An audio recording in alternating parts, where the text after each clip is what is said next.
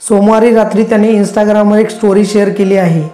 त्यात त्याने लिहिले, मी जोपर्यंत पोलीस स्टेशनपर्यंत पोहोचलो नाही तोपर्यंत तो माणूस माझा पाठलाग करत होता। त्याने केवळ करणचा पाठलागच नाही केला तर तो खूप उद्धटपणे बोलला। करणचा हा व्हिडिओ सध्या व्हायरल होत आहे। या व्हिडिओमध्ये असं दिसतंय की स्कूटरवर बसलेली एक व्यक्ती करणचा पाठलाग करत आहे आणि त्याच्याशी शाब्दिक वादही घालत आहे। करण म्हणाला, हा माणूस मी चूक केली असं म्हणतोय, पण खरं तर यानेच माझ्या गाडीचा पाठलाग करत गाडीला धडक दिली। करणने नंतर कॅमेरा त्या माणसाकडे वळवला आणि म्हणाला, हा माणूस माझ्या मागे लागलाय, तू जेवढी मला शिवीगाळ केलीस ना, तू थांब, तुझ्याकडे आता पोलीसच येतील।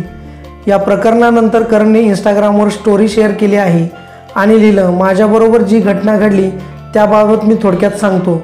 माझ्या पुढे एक गाडी असल्याने मी लगेच उजव्या बाजूने ओव्हरटेक करत पुढे गेलो। या माणसाने मला शिवीगाळ केली आणि म्हणाला, तू गाडी बाजूने काढलीस कशी?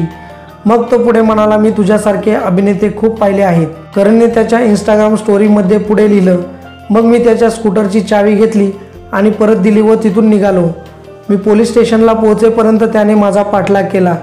तो शिवीगाळ करत मला म्हणाला, त्याची पोलिसात ओळख आहे आणि तो मला याबद्दल चांगलीच अद्दल घडवेल।